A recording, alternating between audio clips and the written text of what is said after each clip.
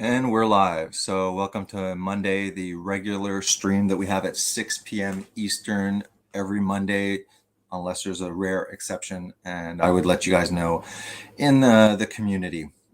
This is a fasting as well as a keto, meaning ketogenic diet live stream. That's what we pretty much call it.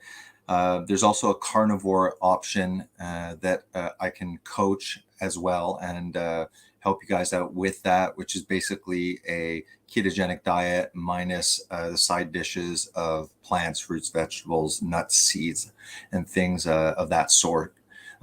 We do fasting, so that is intermittent fasting, the various styles that you can do, as well as prolonged fasting.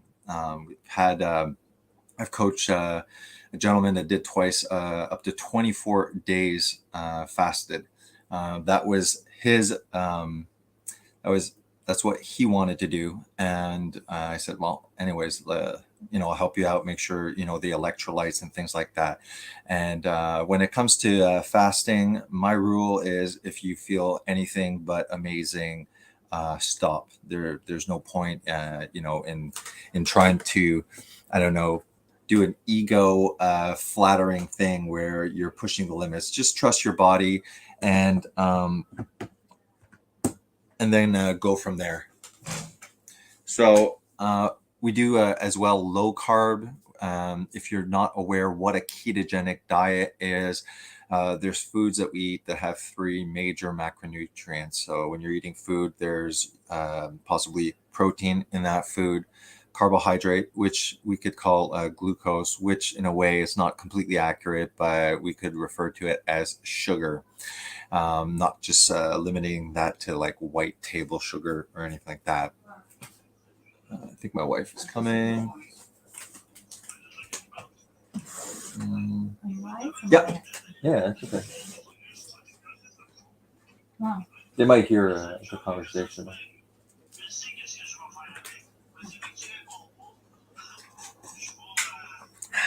Hey, Darla, what's up?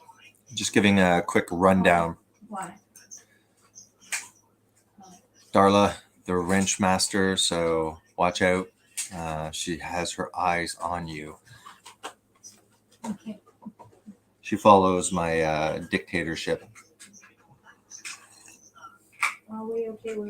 All right, yeah, so you have the three main macronutrients. You have protein, you have glucose or carbohydrates, and then after you have fat. So these are the three main macro large nutrients. Then we have micronutrients, right?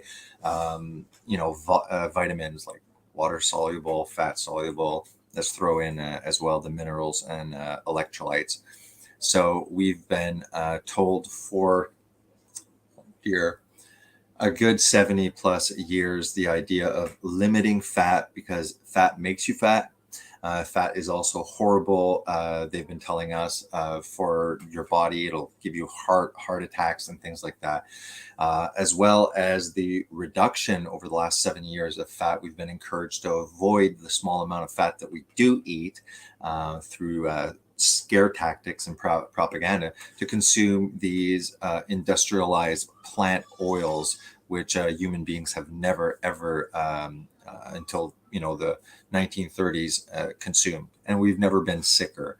The main reason, among other like environmental factors and all the chemicals and stuff like that we're subjected to. What's made us extremely sick is the introduction of these seed oils. All right. This means soybean oil. I don't care if you want to get fancy with sunflower or rapeseed and things like that. Basically, all of the oils in a bottle have been making us sick. Now, there are exceptions. You got olive oil, you got coconut oil that has a similar consistency to olive oil, and you have like avocado. These are usually cold pressed, but even at this point, with so much food deceptions, there's been, consumer watchdogs that have done tests on very expensive, even, and it doesn't matter, about the price, very expensive or considered high quality olive oil, for example, that's been tainted with these seed oils. I have earlier videos in my archives in the video section, not the live section, which I edited on my phone using KineMaster, and I explain what these omega-6 seed oils. Why are they dangerous? Why are they making a sick?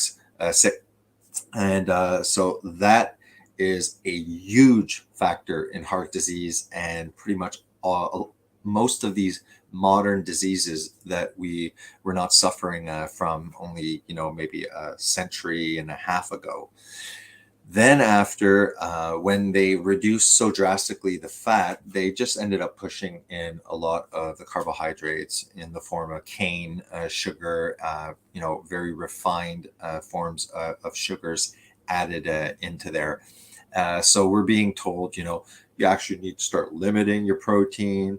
They're still, talking about the seed oils being good, even the nutritional science, which is mostly observational science, can't prove any causes, but they'll put them out on social media and headlines, about, oh, there's a risk, there's a link, there's an association.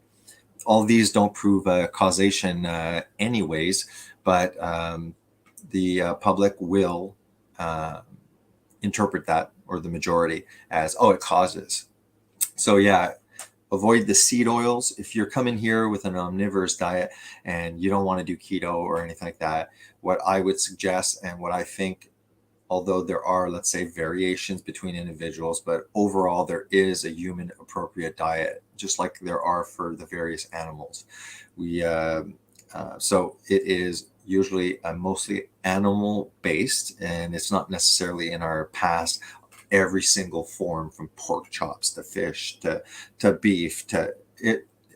It's not necessarily that's the case, but they were eating some form of animal food. They were consuming most of that animal, the organ meats, the fat was prized, right down to the bone marrow, the bone broth. So they really didn't waste any. So if you're not interested in any of the keto or the fasting and stuff like that, and you just fell upon this because you're not sure what this is, if your diet is just an omnivorous diet, remove those seed oils, eat what you're made of.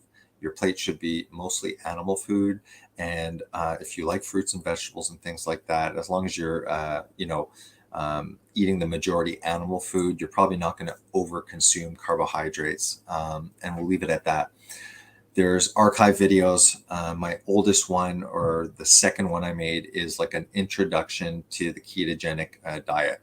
So I don't want to repeat too much. If there's somebody new that is watching this live, and you say, hey, I'm new, I'd like to know a little bit more about whatever, carnivore, low carb, keto, intermittent, prolonged fasting, all of these variations, let me know. And yeah, I will, stop whatever I was intending, and we're going to go one-on-one as much as possible. I'd even like to invite somebody who's brand new up here and talk one-on-one. If that happens, it's a great learning experience for everybody. What we're going to concentrate today is on mental illness. And well, first of all, I think a lot of the mental illness is because of our diets. I think that people have genetic predispositions to a variety of diseases. Some people have lung issues in their family. Others, have heart issues. Others do have mental illness issues. So I don't deny that there's some genetic vulnerability or predisposition, but there is something called epigenetics, which means that there are a lot of genes within your DNA that are present, but not necessarily, they don't necessarily have to be active and, causing that illness. You can have a predisposition, but if you're eating a human appropriate diet and you're doing other healthy things, that gene expression may not ever appear. All right. So these are for people that have a mental illness. I am not, as a disclaimer, not giving any medical advice. In fact, I'm encouraging people that are on medications for mental illness to continue that. That has nothing to do with what I would like to talk about. What I would like to talk about is how a ketogenic diet can improve those who already suffer from a mental illness, from depression, anxiety, schizophrenia. And it does go beyond what we consider like mental illnesses like depression, schizophrenia, um, bipolar disorders, mania, and fluctuations in your mood. This goes to helping a ketogenic diet. Scientifically, there's research out there that eventually I'll present on other neuromuscular or brain disorders, Alzheimer's, dementia, epilepsy, things of this sort as well. In the scientific literature, there's a lot of evidence that a ketogenic diet can benefit tremendously all of these issues that we're having mentally or neurologically. Now, I would wonder with my, I would kind of wonder and say, well, what happens if somebody with a predisposition adopted this early on, or a low carbohydrate diet compared to what the recommendations are? See, we can also define a ketogenic diet as a very restricted carbohydrate diet with a high fat content.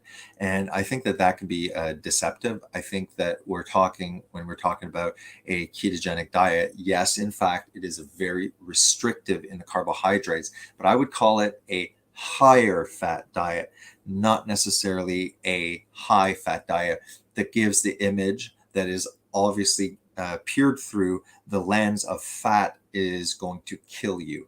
So in fact, the fad diet that we have been on is the recommended for 7 decades now, the low fat diet with 60% to 65% of carbohydrates, which means get plenty of fruits, get plenty of vegetables, get plenty of bread, grain, rice, pasta. This is an overload of carbohydrates. And if you go back into the previous live streams, where I always give us, a little bit of a teaching, a little bit of repetition, so that if you fall on this, you would as well benefit from going to the first video, and then after watching at your own pace and leisure, the previous ones, because they build on top of each other. Just like I said, I'm not like going into great detail. I've done PowerPoint presentations. Like I said, the older video, same thing, well edited, lots of visuals, and explained quite easily and quite well. Once you hear it a couple of times, it's actually pretty simple. We don't have to count calories. Basically, it's like eat this food all you want and avoid that food. And then after, eat when you're hungry, which naturally brings sometimes people for the first time will be able to differentiate between cravings and actual appetite. I'm just going to go to the comments again. Please put cap locks, all right? Because if I'm trying to read the comments, because I want it to make it feel interactive here, or else I would just do videos. But there is waste of time that happens when I'm scrolling through trying to incorporate you guys, and perhaps it's just a discussion that I don't really have to address, which is completely fine. Talk about whatever you want, as long as it's respectful in the comments.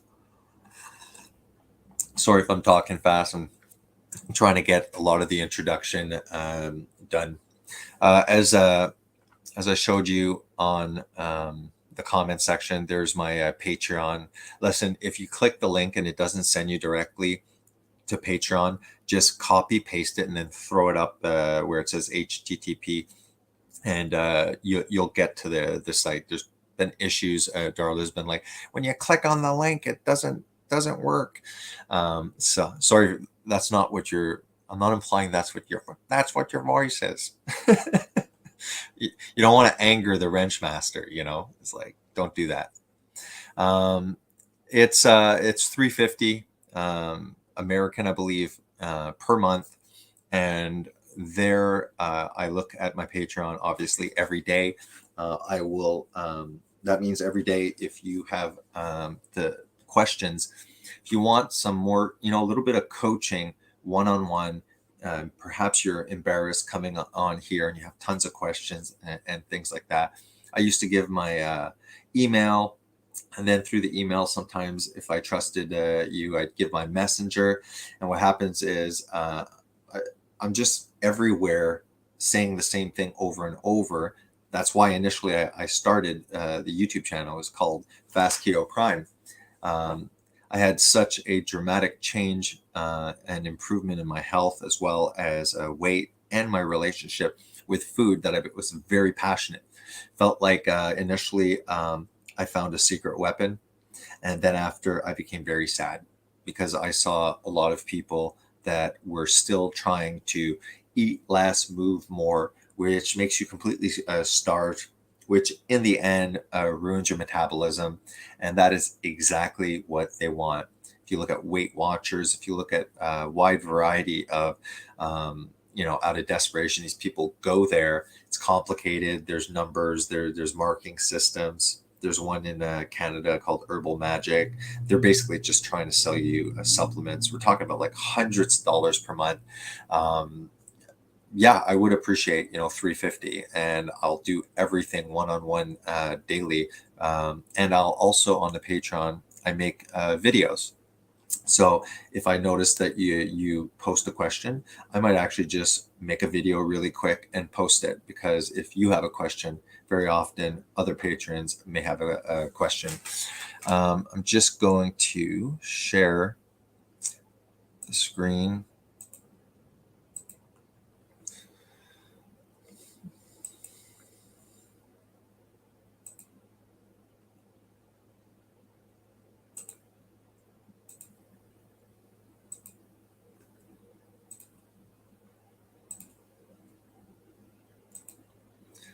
All right, so this is pretty much what the patron looks like, and so I'll do like videos and stuff like that.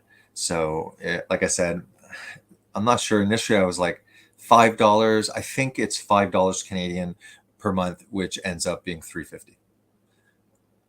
But it's not necessarily every Monday. I'm trying to limit it to an hour and a half. But if somebody comes on and is new, we'll take the time that it takes. Everybody who's used to me here knows that I can do 6 hours straight staring at myself in the screen and tickling my ears with my own voice. Been there, done that. Everyone knows that. Yes, so I think it's worth showing. It is the Ketogenic Bible, very simply. I'm going to pop it up here. You probably get it on Amazon. It has all the citations and research. The Ketogenic. So on Mondays, I do, just a minute, image. It's funny because right now I've pretty much fallen into a groove of every morning. I do daily bread because I'm Christian. And then after once a week on Mondays, I say never eat bread daily. So I find that ironic. One of them's spiritual bread, and the other one's, the wheat belly, just in case. So here you go, guys. Ketogenic Bible is this one. It's the only book you need, really. It's the authoritative guide to ketosis. And this is very important. A book that doesn't offer citation then is, I would say, be careful. It's merely opinion. This book, at the end of every single chapter, it's like, whole page in small print of actual peer-reviewed research. Sorry, I just want to think this one's not caught up completely. Yeah, perfect. Just following along here. So that, in my opinion, is the only book you need. Of course, you need this book, but it doesn't work without my Monday at 6 p.m. live streams, and it doesn't work if you don't give me $3 per month. All right. There is also, for the fasting part, let me just write that one up for you. It is called, quite simply, The Complete Guide to Fasting. So Fung wrote this with, I think he's Jimmy Moore. Here we go. This one here. I'm showing you all my secret knowledge where I'm getting all this stuff. So this one, again, is very good. Oh, didn't like it when I did that. All right, didn't like it for real. Anyways, this one, and if it's too small here, it says Jason Fung and Jimmy Moore. Now, so there we have 2 books. From there, you can look at Jason Fung.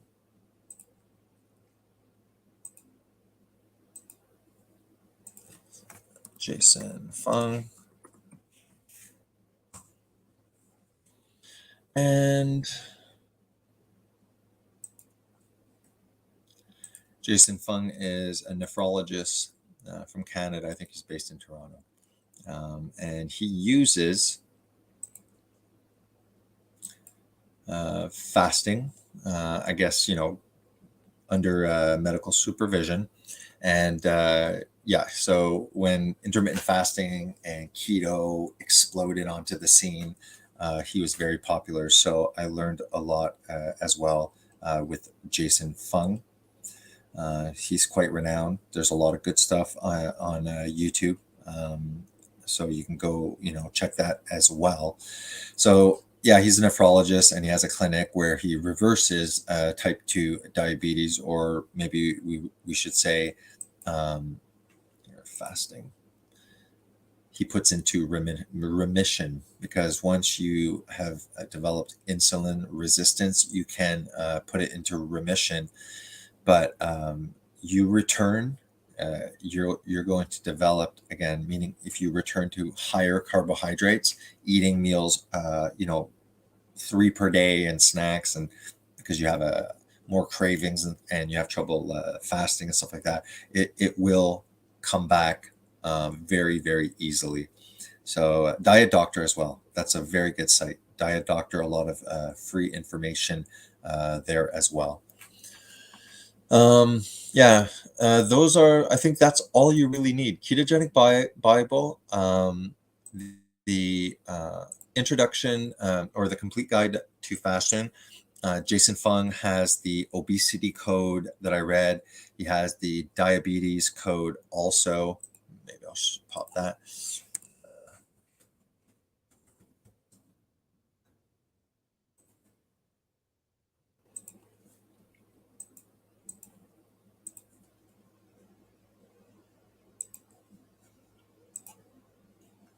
All right, the diabetes code. Let's just go to images. Here, I have this book, the diabetes code, and I think there is, I think it's obesity code. Very, very good book. Booksa. Obesity code as well, I read. Yeah, that's it. The obesity code. I forget which one is the first one and which one's the second. Doesn't matter. Very, very, very good book. There's also another lady, Nina. I'm gonna mess up her name.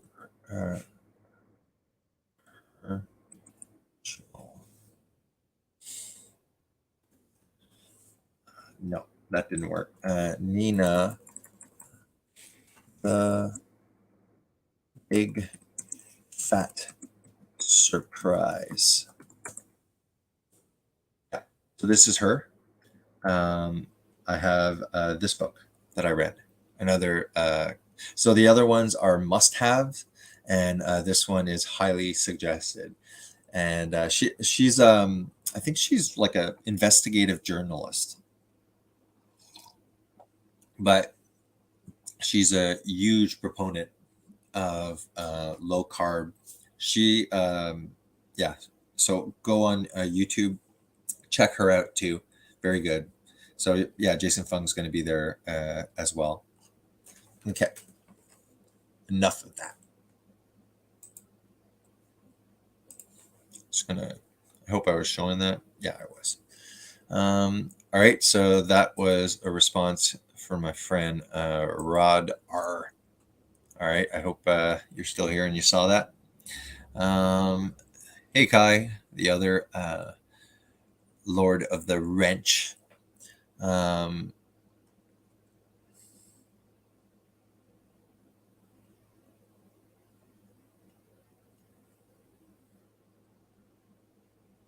Yeah. Good. All right. Let's go to the main topic here. I think overall adopting, like I said, a low carbohydrate diet before any of the modern diseases happen, it is just my opinion, highly suggested. That means a lot lower in carbohydrates and a lot higher in animal food that offer you that bioavailable complete protein that has a higher anabolic muscle building effect than these plant proteins. There's essential amino acids, and plants and stuff like that are lacking in a variety of the essential ones. You have to combine beans with rice and things like that. Vegans are trying to say like, oh no, that's not necessary and stuff like that. The science is out. Okay, it's harder to build or maintain muscle with these incomplete plant proteins. So we're going to focus on once you have the mental illness and once you are still working with your doctor, and if there's medication that is prescribed, a lot of these medications, psych meds, especially the new generation antipsychotics that have less side effects in respect to the old antipsychotics used to cause extraparietal movements. It would be like jerkiness of the muscles, stiff, where you're like walking. You look like a puppet on a string. Weird tongue movements that are repetitive and stuff like that. So horrible side effects, right? And the newer generations have that potential, but a lot less. So obviously now all of these newer generation atypical antipsychotics are prescribed, and I'm an advocate for them. I have family members. There's people that I know that would not function without it. I know that people might have a strong opinion on pharmaceuticals. I do not have one-sided extreme where everything that comes out or in the form of medication is poison and a deception. Whether these people are developing these mental illnesses and it's all because of the environment and the food and stuff that is being snuck in, quite possible. But there are people that are mentally ill, and those people have a chance at functioning. So if you have a mental illness, you're against medication, that's up to you. But there's some people that their lives are changed and their lives are ruined because of mental illness. So what I'm talking here is none of my business about why you're taking the medication, but if you are taking these psych meds, I want to talk about the ketogenic diet that will allow you, if it's helping you, which some people, it does normalize them and they would not function without them. But these people end up going off of them because they're working, but they're so darn discouraged about the massive weight gain that they get with these meds. So it becomes this cycle of them feeling better and then trying to like reduce it or stop it because they want to lose weight. And then there's this like yo-yo effect, which is, quite dangerous. Like, you don't want people going into a psychosis. They can hurt themselves. You don't want somebody plunging into a depression or mania being, maintained for a long duration where you don't sleep and then you do go psychotic.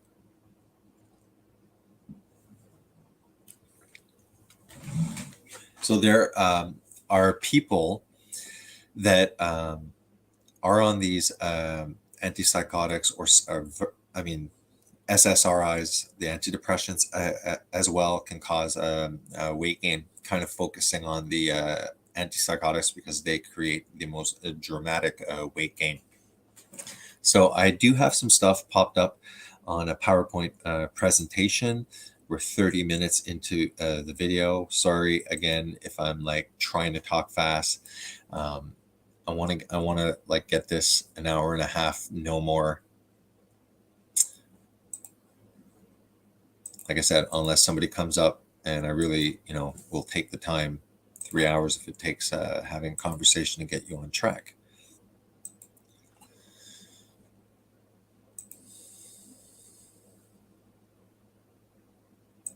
Just want to make sure. Yeah. Just checking on the phone to make sure that it's popping up. Yeah, it is. I was going to write, this is your brain. And then this is your brain on fat. Any questions? If you're my age or a little bit older, you'll understand the inner joke. There was I think it was during the Ronald Reagan's time where it was like the war on drugs. Yeah, that worked really well. Good intentions, but didn't do anything, obviously. We got like fentanyl zombies everywhere walking around now. But there used to be a commercial where it shows an egg and there's like a frying pan and it goes, this is your brain. And then he goes, and he puts it in the pan, starts sizzling. And then he's like, this is your brain on drugs. Any question? This is what I was thinking when I wrote that. So it's important to understand that the brain is the fattest organ in the human body, as it contains more than 60% of its actual composition is fat. So if we're supposed to be eating so that we supply the body what it needs to maintain, repair, and build itself, it would make sense to be eating perhaps 60% fat instead of 10% or 10 to 15% of what we eat. So yes, the brain is a very, very fat composition. And there's even a research that shows that vegans who are pretty much limited to avocados or coconut oil, olive oil. Like I said, these are not fats like animal fats with a wide variety of different sub categories within it. And they're also extremely fat phobic. I know a vegan colleague that he cooks with water. He's even scared to just use any fat. To him, like, fat is poison. Yes. Okay. Don't get me started. In the study, their brain shrinks. So they have a smaller mass because, like, how do you want the brain to maintain the complete structure at maximum size if you're like avoiding fat like the plague? So just to make sure, because this is just, a thumbnail or something an image that I took off of Google.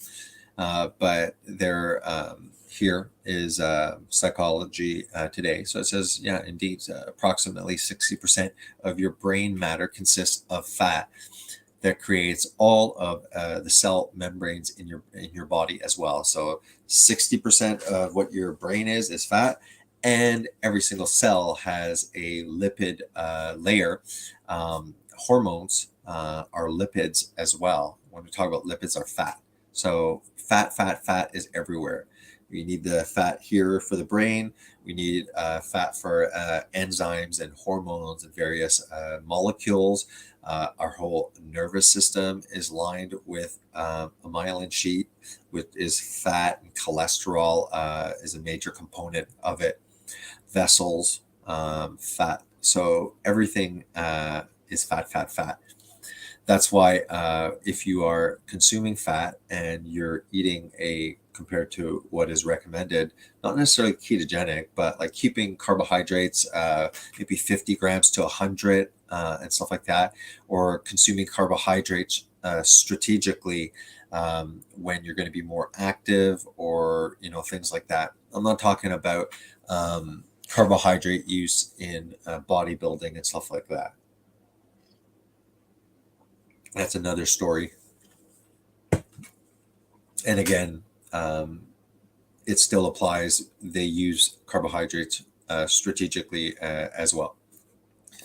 So there's also those essential fatty acids, okay, that is present in all animal food to a lesser degree, because a lot of the food in the grocery store, the milk is from ruminant animals, right? Dairy cows or goats and stuff like that. But these goats are not being fed their original diet of grasslands and stuff like that just grows freely on Earth. They're being fed grain, soy, corn, and things like that.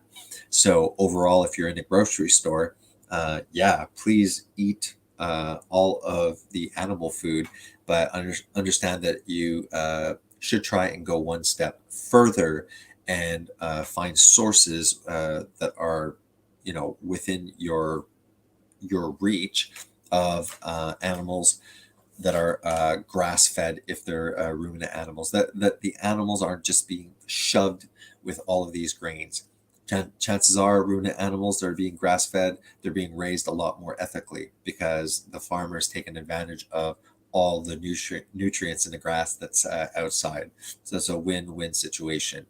As we know, JD from Garland Farms, a very smart man, ruminant and regenerative farmer. Been on my channel many times. Please go see Garland Farms, and it's the same thing. He is doing ruminant animals that are grass fed, and what they're doing to people like JD are trying to bankrupt these people, make them desperate, where it's not even worth bringing these ethically raised and more nutritious animals to market, because like there's almost no profit and stuff like that. They're doing that probably more in the West than they are at the moment in Africa and third world countries that are already struggling. But there is definitely a plot and an agenda to get these family-owned farms that have had the land for generations and passed on, their ruminant grazing methods. They are under attack. So if at all we can encourage these people, and what we can do is, there's no excuse in saying it's too expensive. Get your act together, get organized, and if you have to split it with 3, 4, 5 people and go consume the grass-fed animals more often, then so be it. And you're encouraging the farmers that are literally being choked. I have 32 chickens in the backyard. I think as much as possible, if they haven't restricted your rights to have chickens, I would put chickens as much as you can. A large part of your diet can be eggs. Just eat a lot of eggs. It'll save you a lot of money. As well as 60% of your brain being your fat.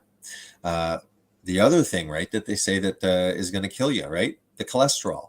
Well, while your brain represents only 2 to 3% of your total body weight, 25% of the cholesterol in your body is found in your brain.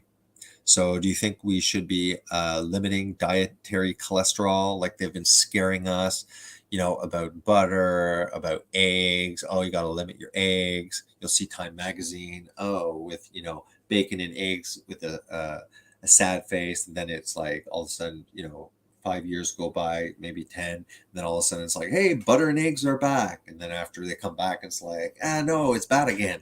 It's just pure confusion to the point where this is quite simple what we're supposed to eat, and they have us spinning in circles.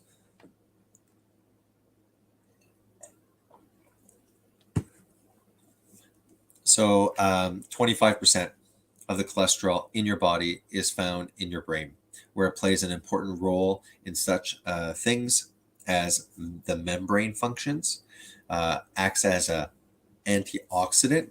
Oh no, you got to get those antioxidants from those huge genetically modified fruits that are made to have less fiber and not that I'm a fan of fiber, tons of sugar.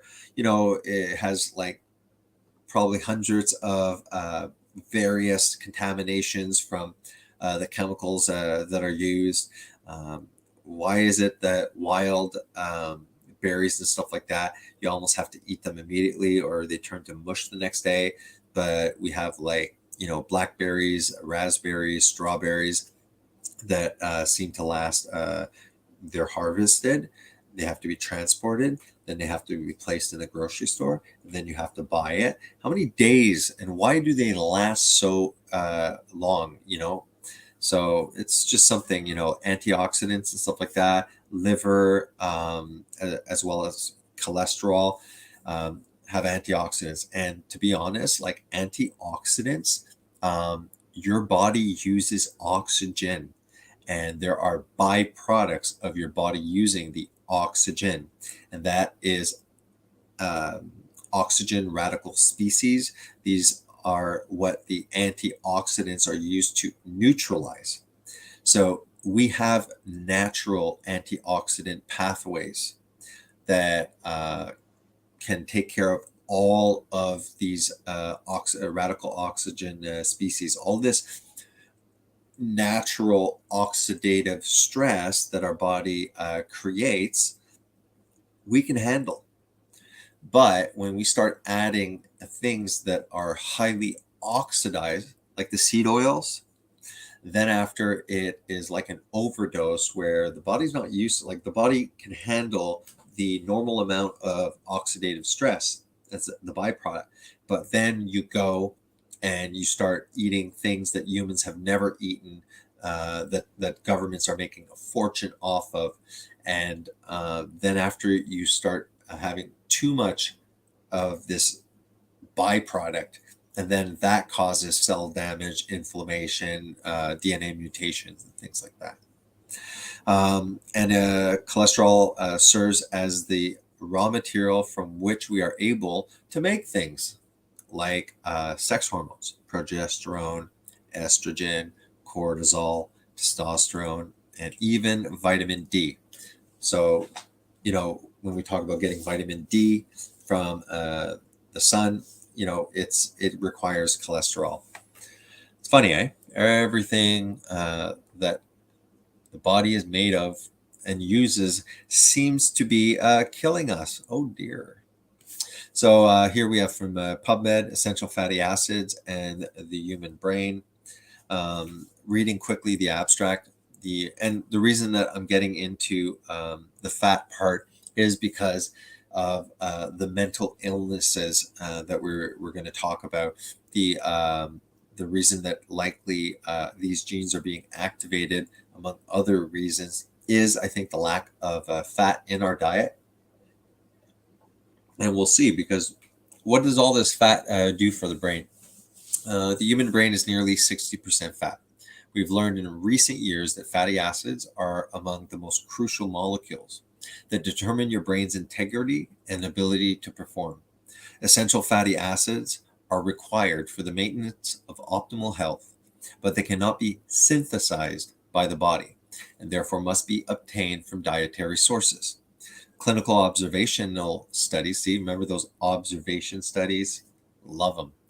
Clinical observation studies has related imbalanced dietary intake of fatty acids to impair brain performance and diseases.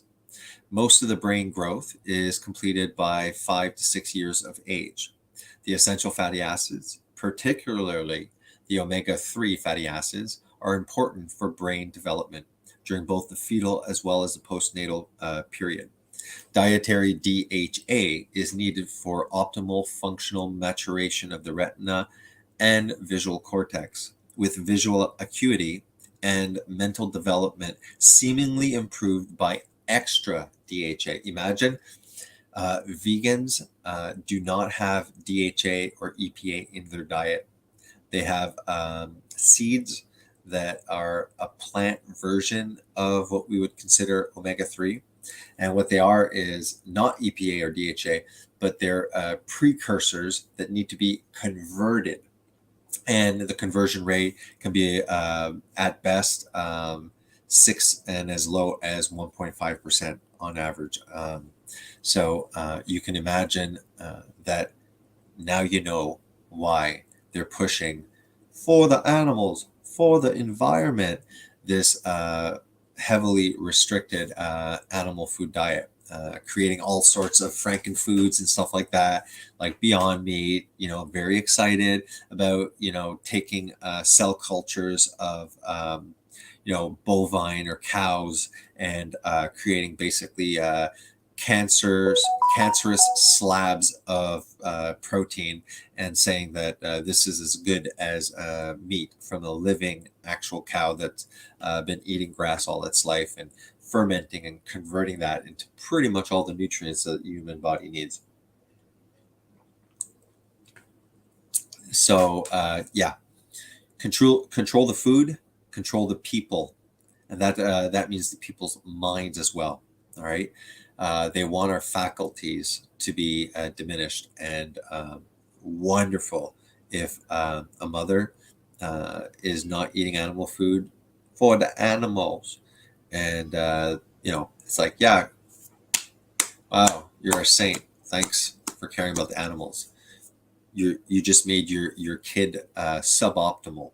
You maybe because of these nutrient deficiencies, your kid may have a gene expression of a variety of diseases. But don't worry, you're spiritual and ethical and more evolved because you basically abandoned your child's health for not even animals, just a couple of barn animals, because vegans could care less about wild animals. They just like the pig, the cow, or whatever we eat. They're against that. But it doesn't matter if their diet actually causes tons of human suffering, tons of wild animal suffering.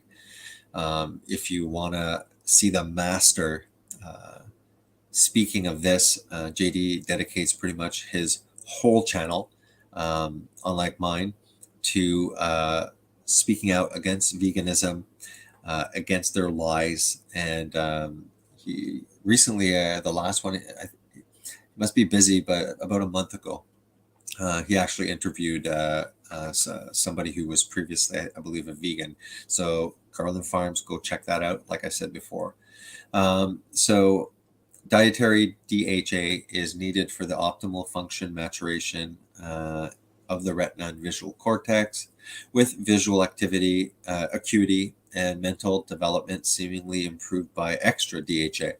That's why the first thing you got to do is remove all of those seed oils, because they're omega-6, and we are so overdosed in omega-6 that even the omega-3 that we consume within animal foods, I know fish has higher amounts of omega-3. If you're loaded up with these seed oils, and you will be, even if you're avoiding the oil in a bottle, if you're eating anything, if you're constantly chomping on crispers and various wraps and brown this and low sodium that in boxes, you are consuming every time seed oils, seed oils, seed oils. I was looking at these cheddar fishies and stuff like that. It's 5 grams. It was 5 grams. You look, it's the only kind of fat is seed oils. And then after you eat 1 can of sardines, and it's like 1.5 grams. So every time you have a cup of those fishies, you should be eating 10 cans of sardines perhaps that day to try and rebalance your omega-3. So we're overdosed on omega-6. And because those omega-6 sources from the seed oils are actually rancid, they've been damaged because of the method of extraction. It's a solvent-based, heat-based, pressurized-based extraction of these seeds. And you're loading yourself on oxidative stresses, and you're also overdosing you on omega-6. And then after, even when you're consciously maybe trying to have like some fish once a week, that's not going to balance out your omega-6 to omega-3 at all. Like I said, it's one of the reasons why we are the sickest. Two main reasons: we're lacking the fat in our diet. The fat that we're eating are man-made, industrialized, toxic seed oils. And then after, we're just being told, hey, yeah, carbohydrates, it's only fuel, but we don't care if you're like 70 or 20. We don't care if your muscles are this big or you're frail. We don't care if you're super active or just sitting in front of your computer. You should consume 65% of your food as a fuel. Okay. Beyond their important role in building brain structures, essential fatty acids as messengers are involved in the synthesis and functions of brain, the neurotransmitters. Remember, depression, anxiety, these mental illnesses, neurological neurotransmitters, those neurological signalers, serotonin, dopamine, norepinephrine, things of that sort. As messengers, they're involved in the synthesis and function of brain neurotransmitters and in molecules of the immune system. Neuronal membranes contain phospholipid pools, that's fat, that are the reservoirs for the synthesis of specific lipid fat messengers on neuronal stimulation or injury.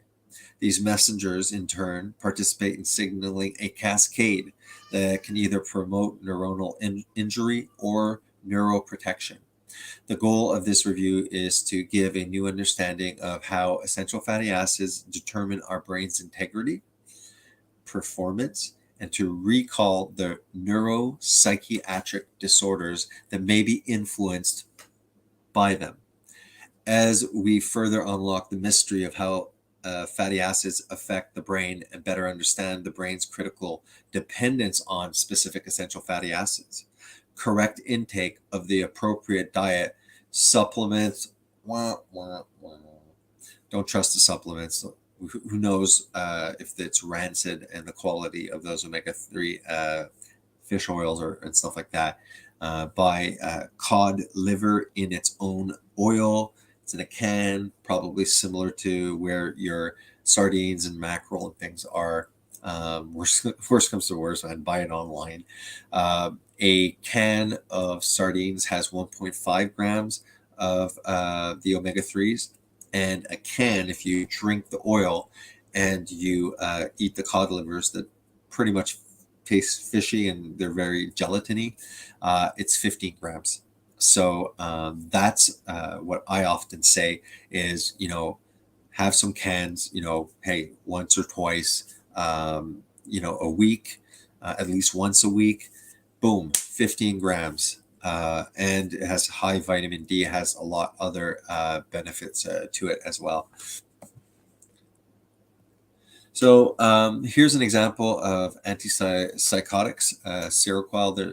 The worst ones in the antipsychotic family are Seroquel. It's also known as, I never pronounce it right, quetiapine. Seroquel, much easier. There's olanzapine, that's Zyprexa. Those are the two biggest mass gainers. And people, their lives can be changed with these antipsychotic drugs, but it is a darn shame that they have to decide mental stability, obesity, which one do I choose? With the ketogenic diet, you can be on these medications if it helps you, and you can have your cake and eat it too, okay, kind of thing. You can benefit if it helps you, and you have a way of controlling your diet that is adopting the ketogenic diet that will allow you as well not only to maintain and get the benefits of the medication if it helps you, but as well the diet itself can be another addition that can help with your brain stability because of all the fat and the cholesterol and the fat soluble vitamins and the avoidance of those inflammatory omega-6s that'll just like soak into your brain and cause inflammation. There's evidence that it could be causing increased violence. So yeah, just that, like I said, could be a large cause of whatever's happening mentally. This actually, sorry, still on nicotine, guys. Seroquel. This one comes from a video that I did. That's why that you see on the bottom. There's 14 minutes. I just did quickly to get it out there. I just today I kind of like popped on, just wrote like Seroquel, losing weight or gaining weight. Here's an example of the kind of things that you'll see in the community as people desperately go online and try and connect with people and ask, like, is there a trick? So this person on top says, not really. Intermittent fasting has worked before, but nothing really permanent for me. Well, the intermittent fasting will help you, but when you stop doing it, it will no longer help you.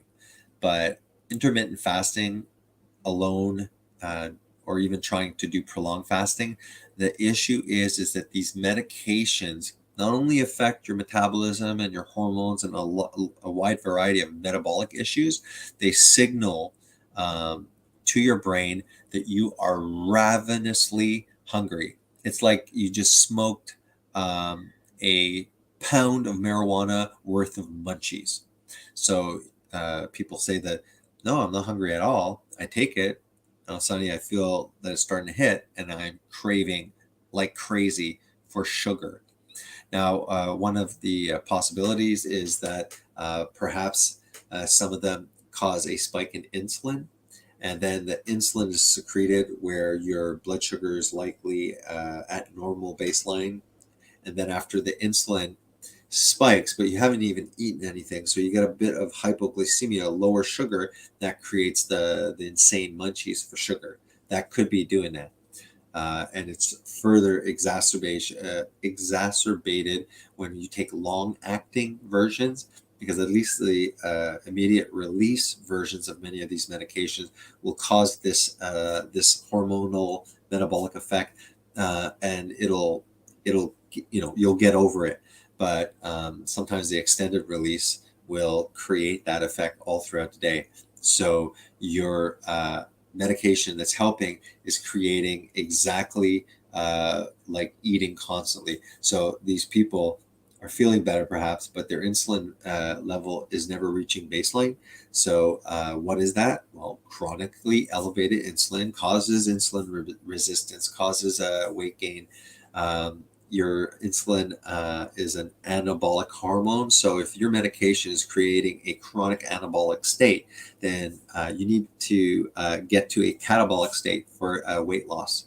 So yeah, you'll benefit perhaps from running like a gerbil miles and miles to try and compensate.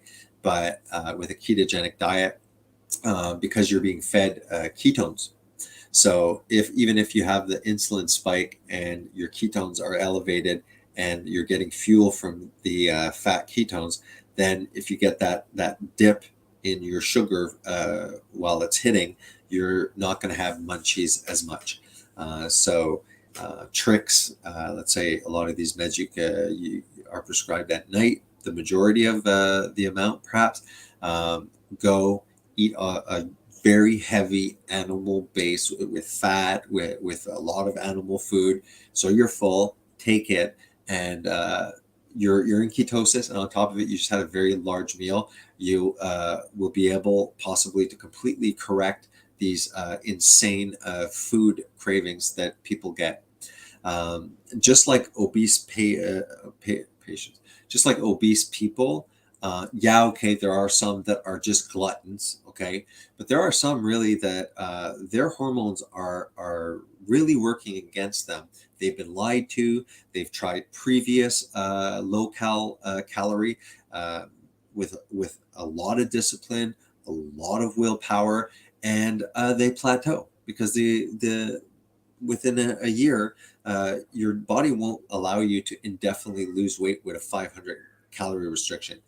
It'll reach hemostasis, and then after that means less calories over long periods of time, frequent meals, metabolism goes eventually and adjusts itself. So that's your plateau. Then after you bring it lower, and then you end up completely destroying your metabolism, and you're the fat person that is eating salad every day, having trouble fitting in the seat, and then people judge you, and I find that sad. I find that frustrating, and makes me mad because not all of these people are just undisciplined gluttons. Okay.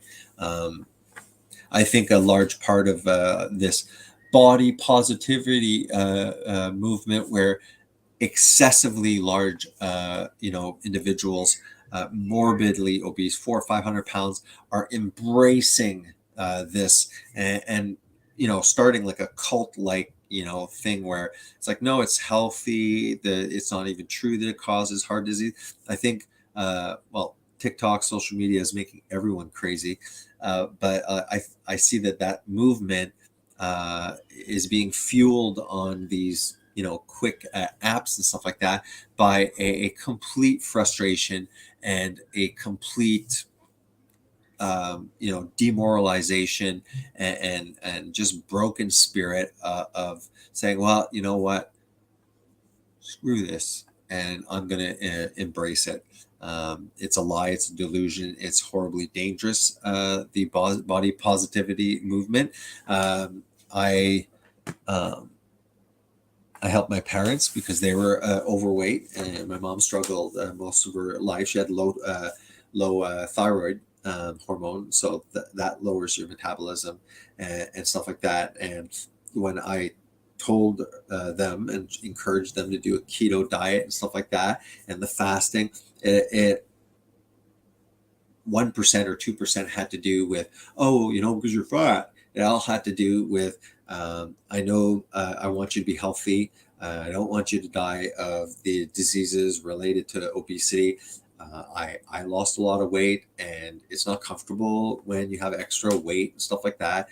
It's not. So that's the main reason why I helped my my parents, and they've had a great success. And Bruce, from the very popular and big channel Bruce Sees All, right? Bruce has known for 5 years about now that I'm doing keto. That I had a keto channel, that I lost weight and things like that. I never bugged him about it. And Bruce took it upon himself suddenly to go on a weight loss journey, and primarily he was doing like 7-day fasting, replenishing with eggs, beef, cheese, stuff like that, and then doing another session of 7 days. He was a rock star. Never complained about fat adaptation and some of the symptoms that you get when you stop the carbs completely. And Bruce has been on here giving us updates. His computer crashed, I think probably by next Monday or the Monday after. He should be back on giving us an update. I mean, this is 3 weeks ago or something. He was down 70 pounds. He started this in April, I think April. So like 70 pounds, let's say, in 3 months. So an amazing result. And he didn't only lose weight. He as well noticed that a lot of his chronic health issues. He's talking primarily about, and I remember him complaining his eyes, just like, pulling out, kind of stringy stuff. You could see prior to his weight loss journey that, his eyes, looked blackish underneath. So you could tell he had some eye issues, and he was complaining often about it.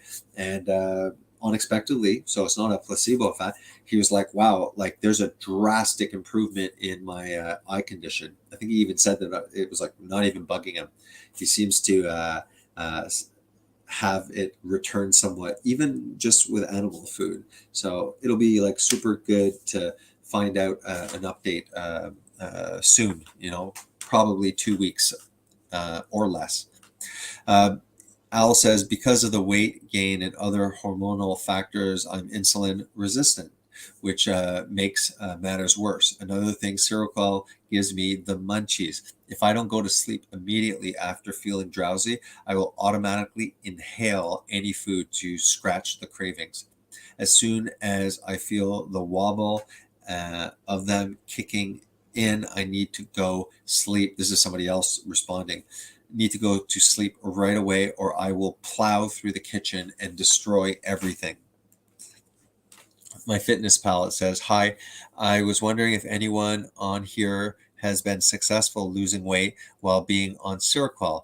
If so, please describe to me what you did to lose weight.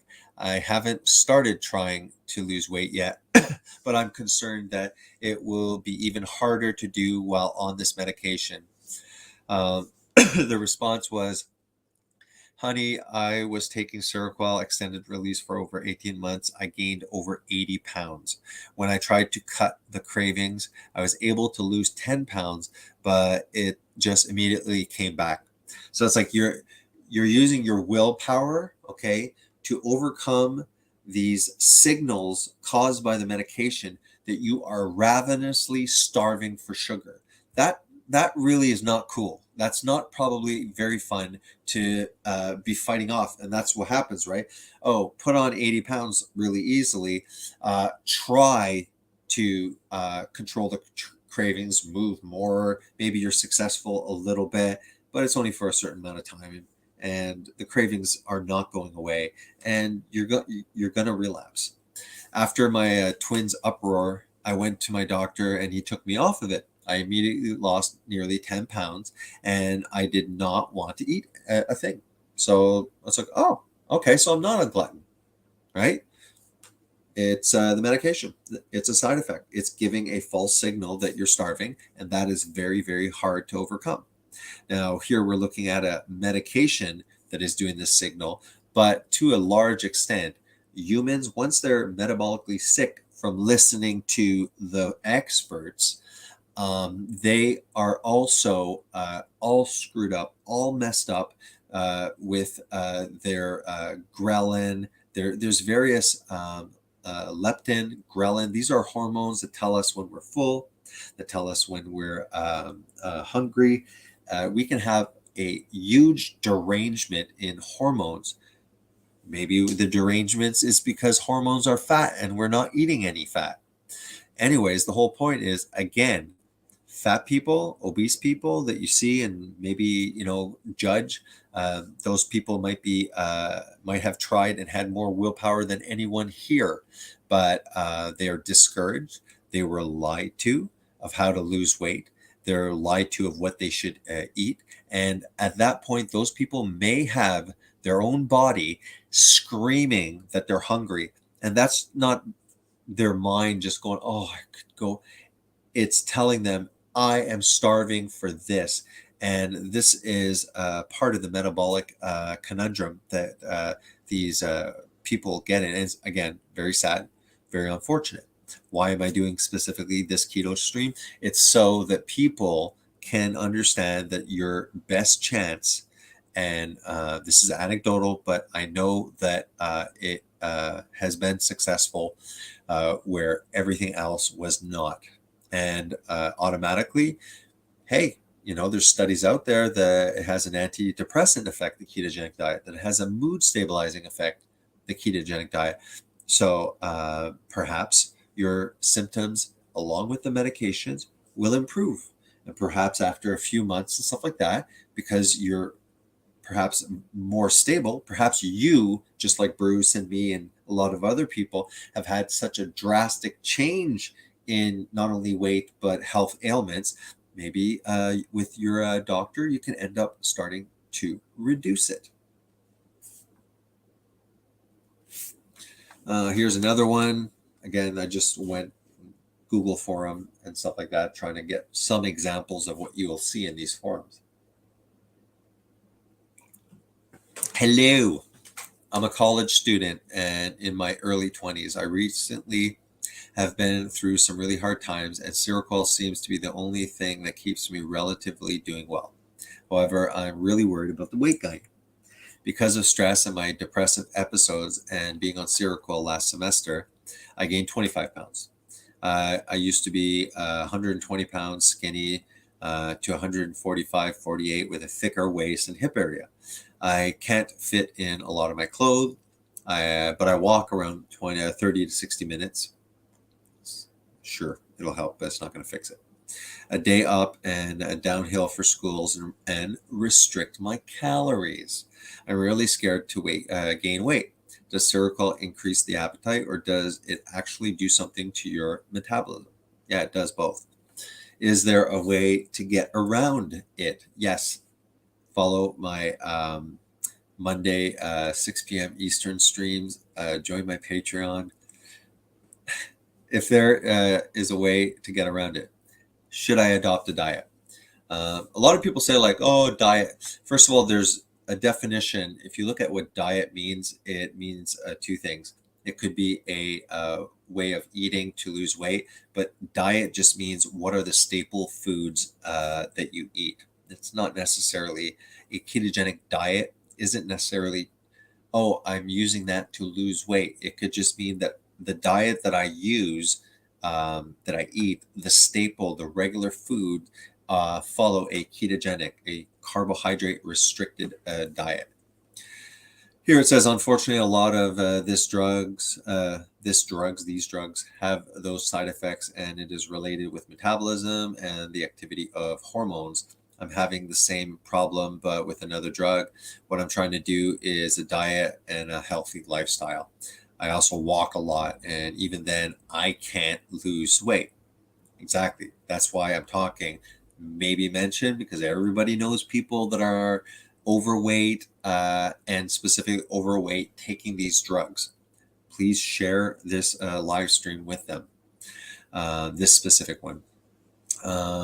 It says, I have gained weight on psych meds too, including Seroquel. It is a bit of a nightmare and very difficult to lose weight, in my opinion. I would also suggest it is worth talking with your doctor and seeing if they have any idea of what to do. They don't. All right, so I think I've made the point. I don't want to extend this past, but forums, okay? Stop Zyprexa safely so you can lose weight.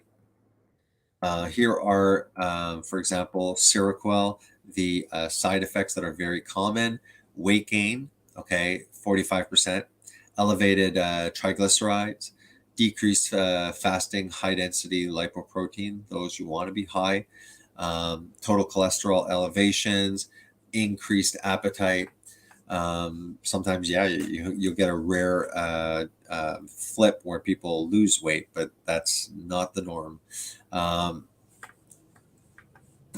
Yeah, so you see that the diabetes, myelitis, exacerbation of diabetes, hyperglycemia, which is high sugar. So you can see that there's a ton of metabolic disturbances.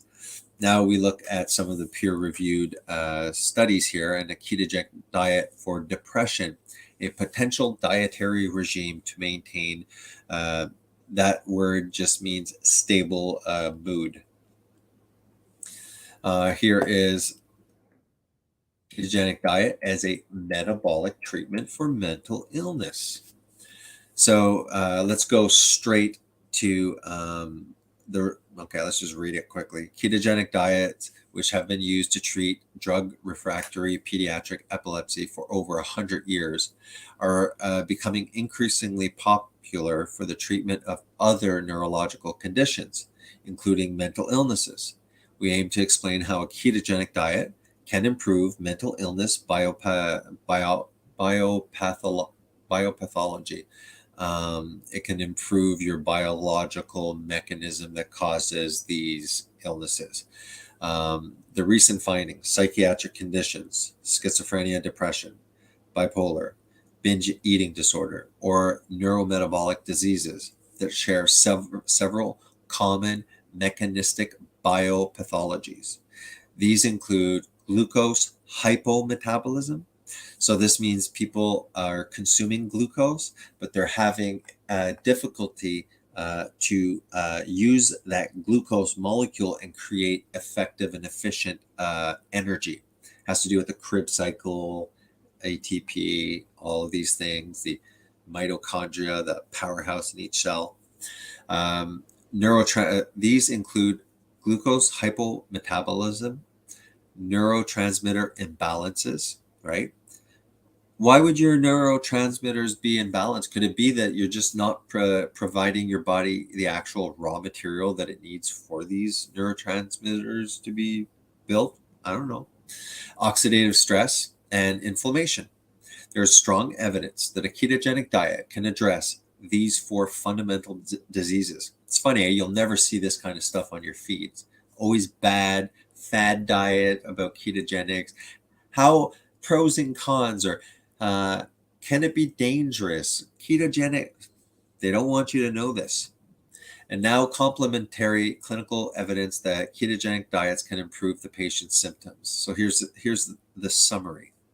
It is important that researchers and clinicians are made aware of the trajectory of the evidence for the implementation of ketogenic diets in mental illnesses.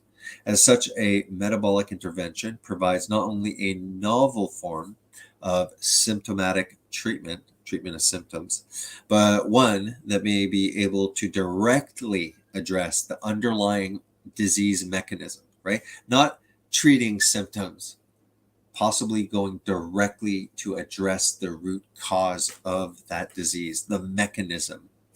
And in so doing, also treat burdensome comorbidities, all these complications that come with these medications. The role of ketogenic metabolic therapy on the brain in serious mental illness, a review.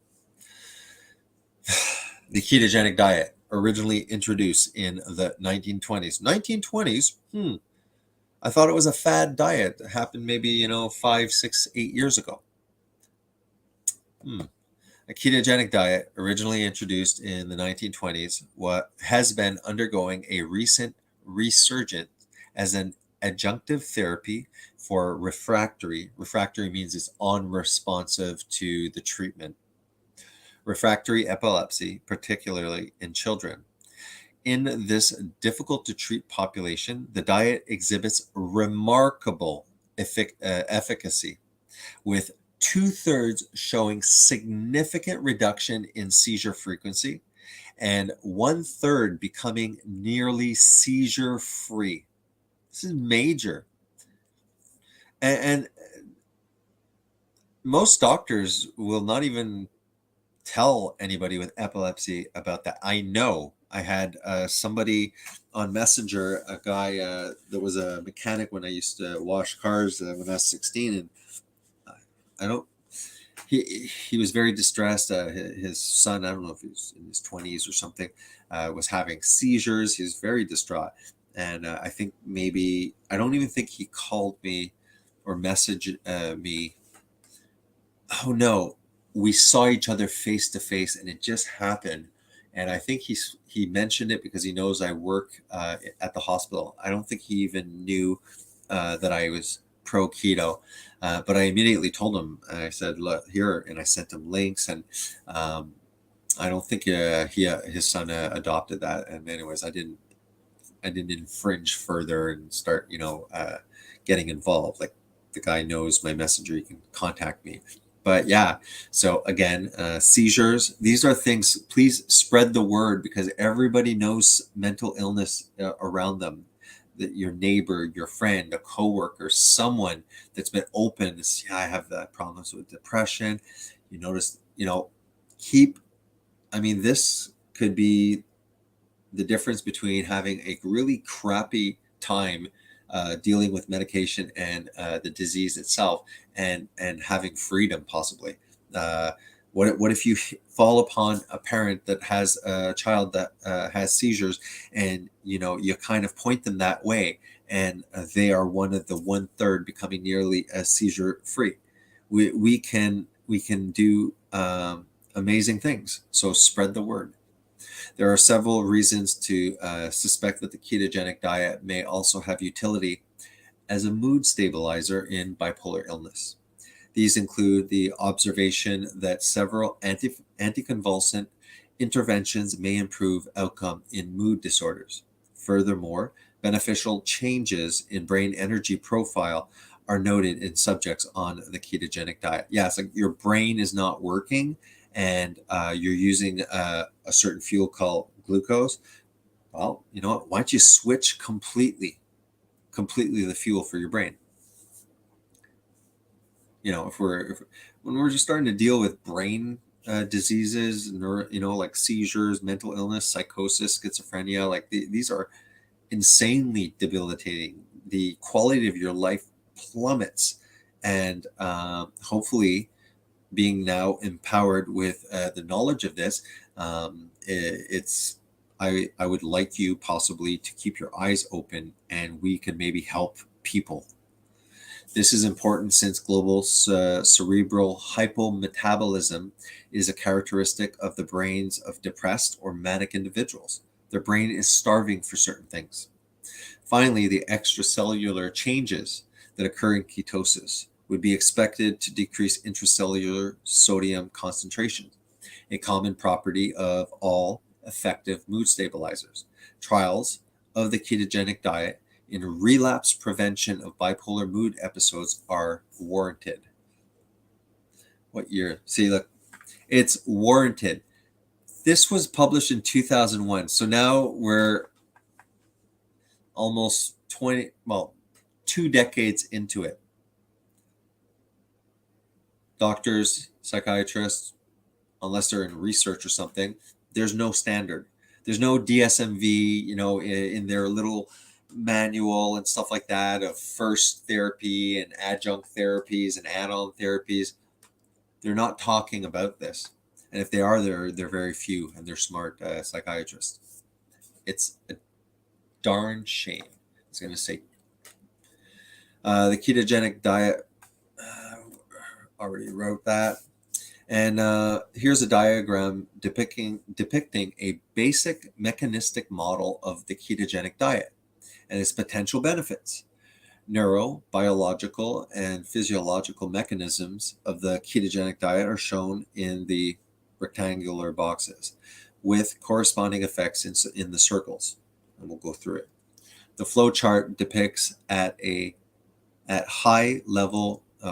the flow chart depicts at a high level possible mechanisms a ketogenic diet on cognition and mental health functioning. So the abbreviations in these boxes is the IS over here. Where's the I here? Improved IS. That's insulin resistance, or an improvement in diabetes, or a way of reducing diabetes.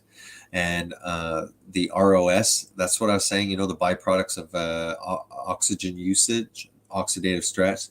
ROS, radical oxygen species. They're not good. And your body can usually metabolize those or neutralize them with your natural biological antioxidant pathways. The problem is the seed oils are killing us because they are adding an insane and probably insurmountable amount of oxidative stress. Your body is not able to metabolize that. So you're just going day, week, month, year, decade, slowly having your body destroyed because you're never able, not even for one day probably, to neutralize. You are getting just damage, increased aging, you get cancers and stuff like that. Obviously, this causes cellular and DNA damage and mutation. Look it up. So, and on top of it, then after, if you did have all of a sudden these cancers and stuff like that, you need your body to fight the cancer by allowing it to no longer be in an anabolic state. You want the cancer to be destroyed. So you have to stop eating and you have to activate a catabolic process, which we're being told is horrible. You just have to keep on feeding yourself or you'll disappear. So we're not using autophagy that is activated by fasting. And on top of it, we're poisoning ourselves with oxidative stress. Yeah, they just can't figure it out, right? Just some guy on the internet pretty much figured it out using scientific studies, even as crappy as observational studies are. Yeah, you know what? But the experts, they just can't figure it out. Yeah, right. There's a plot. So the ketogenic diet, all right? You start the ketogenic diet and you will have mitochondrial biogenesis. Means that the cell will create more energy factories so that you can produce energy quicker. Remember that hypometabolism of glucose and things like that. So the mitochondria, you have an improvement on the cellular level there. The more ketones to fuel neurons. A large part of Alzheimer's is diabetes in your brain, and you have insulin that is knocking at the door, and it's like, hey, let me in, and the brain's like, I'm dying here. I got the oxygen, but I don't have the other side. I don't have the fuel. And I'm dying because that insulin resistant in the brain is not allowing the sugar to get in there. Well, you know what? Ketones, seem to be able to pass without, the ketones can fuel your brain even in the midst of this insulin resistance. It's like a sneaky one that can get by the bouncer when you're underage at 8. It's like they're like bouncer at the bars, carding everybody, and it's like, now you're not 18, but boom, the ketone just goes right across and sneaks by the bouncer. I don't think it's the best analogy, but it is what it is. Improved insulin sensitivity and visceral fat. That is fat around your organs. And all of this, it creates an improved network stability. It improves the function. And there is a reduction in this oxidative stress, the radical oxygen species. And this reduces systemic inflammation. Wow, it sounds like an overall good thing. Yeah, people are like, oh yeah, well, the long-term effects, of fueling your brain and reversing insulin resistance and reducing all that fat around your organs and making your cells much more efficient in producing energy, and the reduced inflammation and all that oxidative stress that's reduced. It's like, I'm not comfortable doing that for too long. It might be dangerous. That's it. So let's go and now to the comments section. I hope that you guys enjoyed that. I feel that this one was a really important stream.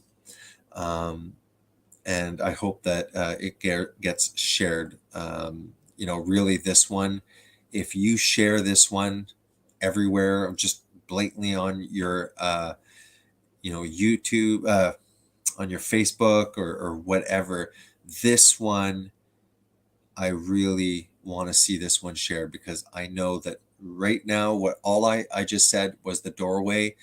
If one of you guys shares it, let's say it gets shared 100 times, but one of you guys, okay, there's 99% of those shares are useless, but one person that we don't even know, maybe, probably won't even know.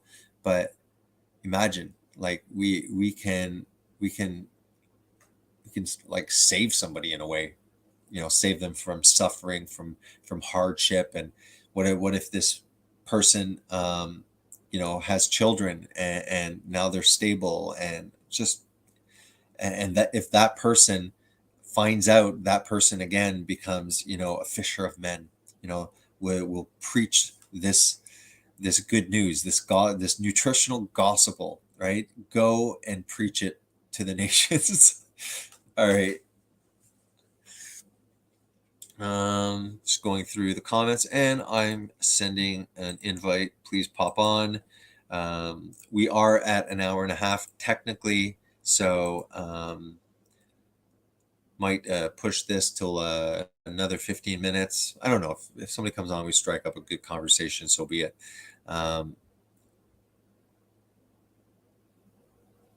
Just going through the comments.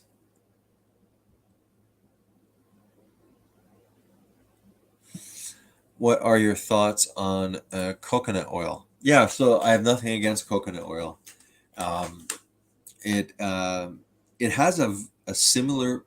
It looks like it's like saturated, like completely saturated, but not really. If you look on even on a hot summer day and stuff like that, it'll turn into an oil, and it has a good profile of a variety of fats. People think like, oh, saturated fat is it? Yeah, I know, but there's like 12 different saturated fats and stuff like that. It has medium chain triglycerides, which are medium chain fats that help produce ketones faster than other fats. It's usually not solvent based and stuff like that. I used to, when I started doing keto, and it is good. Like if you in the morning, you don't feel like eating and you have coffee, people would, it actually tastes pretty good. You can put like some coconut oil in it. It kind of floats on the top. And I like just eating it, like a spoonful. It tastes like coconut.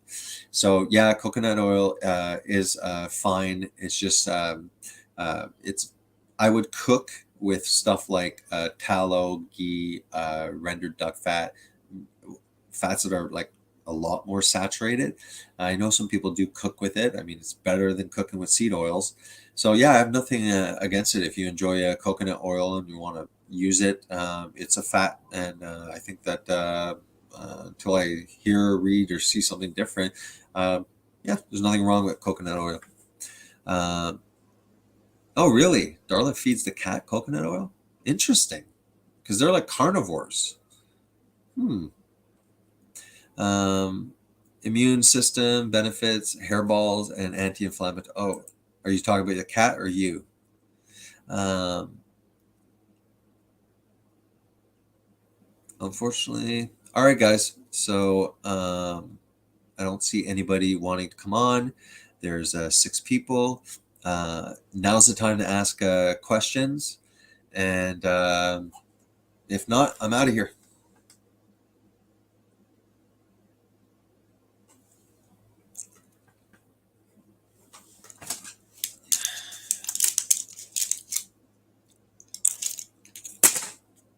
All right. God bless.